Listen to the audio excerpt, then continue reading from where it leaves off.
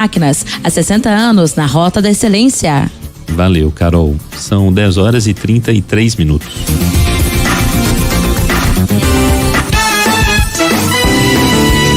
Análise política, com Orion Teixeira. Olá, Orion, muito bom dia para você.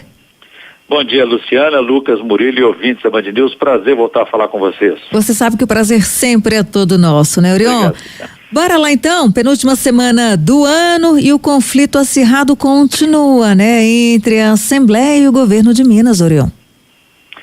Pois é, Luciana, a gente comenta política que fala disso quase todo dia e chega à conclusão que não entende do assunto. Ou então reinventaram a política, né? Bastante diferente daquela que conhecemos.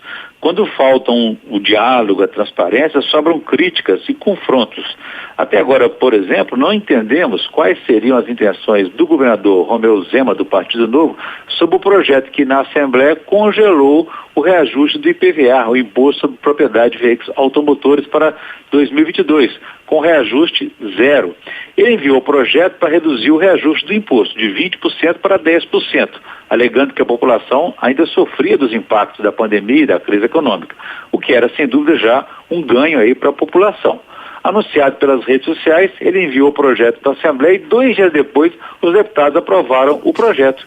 E foram ainda mais além, aprovaram o projeto semelhante que já tramitava na Assembleia, dando reajuste zero, já que a ideia inicial era, sim, beneficiar as pessoas neste momento de início de retomada econômica. No mesmo dia, e em menos de 24 horas, o governador Zema recorreu 4 vezes ao judiciário para anular essa votação.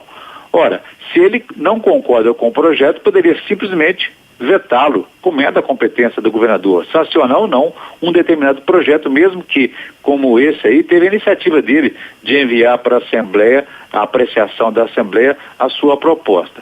Mas o governo, segundo disse o secretário de governo, Igor Eto, Zema buscou o judiciário não foi por conta do projeto do IPVA, mas pela forma como foi votado, pelo rito da votação.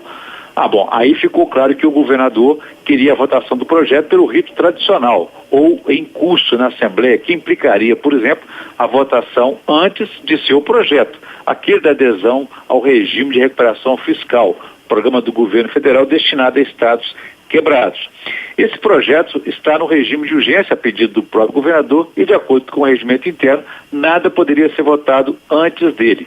Aí ficamos confusos mesmo com algumas perguntas a fazer. Por que o governador enviou o projeto sem negociar com a Assembleia, sem retirar o pedido de urgência desse outro projeto, sabendo que ela estava paralisada sem poder votar?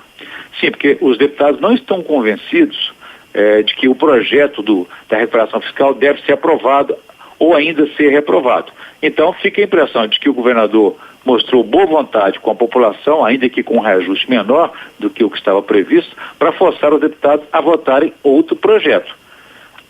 Aí, ao iniciar essa tramitação do projeto de recuperação fiscal, a Comissão de Fiscalização Financeira e Orçamentária da Assembleia chegou a solicitar várias demandas, várias perguntas para esclarecer as razões do projeto e como seria aplicado no Estado. Até hoje as respostas não vieram. É por isso que o presidente da Assembleia, Agostinho Patrus, saiu com essa aí de que Zema se acha um Bolsonaro em Minas Gerais. O que ele disse? Vou abrir aspas aqui.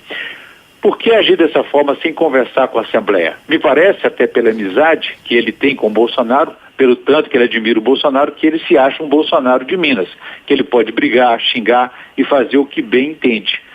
Eu sei que o governador vai estar junto com o Bolsonaro na campanha, mas não é assim que a gente leva a política adiante. Minas é do consenso. Essa foi a manifestação do presidente da Assembleia, Agostinho Patrus. Agora, Zema vai esperar a manifestação do Judiciário para ver se obtém vitória sobre a Assembleia ou saber se está derrotado. Muito ruim para a política mineira, né? Bom, Orion, Lula e Alckmin dando o próximo passo? Luciana, foi um passo importante na direção da sucessão presidencial do ano que vem, que pode até consolidar uma opção que as pesquisas estão apontando. Então, ontem à noite, o ex-presidente Lula e o ex-governador de São Paulo, Geraldo Alckmin, que era do PSDB, já não é mais, se encontraram em São Paulo. O ex-presidente Lula, do PT, lidera todas as pesquisas, né? E o Geraldo Alckmin também lidera para governador de São Paulo. Apesar das diferenças políticas que eu sempre os marcaram, eles se encontraram ontem. Lula apenas esperou Alckmin deixar o PSDB, partido que ainda é mais opositor a Lula, para iniciar então essas conversas. E o fizeram em outro dia simbólico, né? No dia de ontem que os chilenos derrotaram a extrema-direita nas urnas. A ideia que está crescendo e com grande possibilidade de se tornar uma realidade seria a união entre os dois numa mesma chapa, com Alckmin como vice de Lula no ano que vem. Os dois já disputaram as eleições, já brigaram, cada um em seu partido, em 2006, e o petista o derrotou.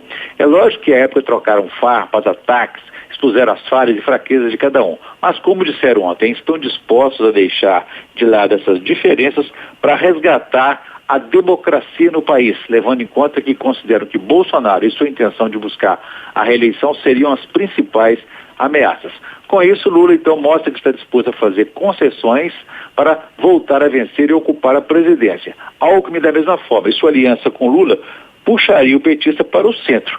E segundo os relatos de ontem, o ex-tucano teria dito que precisa pensar no país e que sua presença traria Lula para o centro político, afastando as tentativas de atrelar a candidatura dele à pecha de radical de esquerda.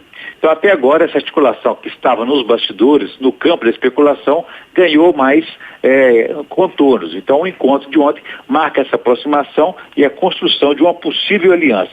Se ela se viabilizar, Luciana, será interessante observar como que as forças políticas irão se movimentar daqui para frente, porque haverá efeitos, repercussões diretas aí nas disputas pelos governos estaduais. Orion, a gente fica por aqui, mas voltaremos a nos falar depois de manhã, né, Orion? Quarta-feira. Com certeza, falamos sim antes da chegada do Papai Noel. E só para citar aqui, não sei se eu estou dando spoiler, se o Lucas e o Murilo vão tratar aí da entrevista que fizemos aqui no sábado na TV Band e na Band News, uma entrevista coletiva com o presidente da Associação Mineira dos Municípios, Gilvan Lacerda, do MDB, que fez a defesa das bandeiras municipalistas e que pretende levá-las para o Senado como candidato ao cargo. E segundo ele, a escolha de Anastasia, do senador Antônio Anastasia, para ser ministro do Tribunal de Contas da União, mexeu com o quadro, abrindo aí uma avenida para a disputa desse cargo. É com vocês então, um abraço a todos, façam um bom dia e quem quiser saber mais pode consultar meu blog no www.blogdorion.com.br.